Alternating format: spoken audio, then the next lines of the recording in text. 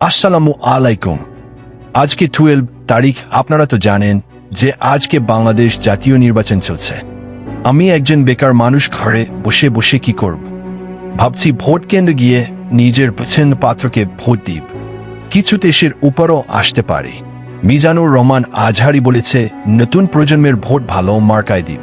আপনারাও মনে রাখবেন যে আপনাদের একটা ভোট আল্লাহর কাছে বিচার থাকবে। আপনি যাকে ভোট দিবেন সে যদি কোন খারাপ কাজও করে, সেই দায়ভার আপনার উপরে পড়বে। তো আপনারা দেখে শুনে ভোট দিবেন। আমাদের সবাইকে ভোট দেওয়া উচিত। নিজের পছন্দ পাত্রকে ভেবে চিনে ভোট দিবেন। আমি ভোট দিলাম, ওটা আমাকে জিজ্ঞেস করে শরম দিয়েন না, কারণ আমি কিছু বলতে পারব না। আমাদের এখানে আমরা ভালোভাবে ভোট দিতে পেরেছি। আপনারা সবাই ভালো থাকবেন। আপনাদের পছন্দ ও পাত্রকে ভোট দিয়ে কি অনুভূতি হয়েছে? আপনারা হা দিবেন বা না দিবেন, এটা হল আপনাদের ইচ্ছা। ধন্যবাদ।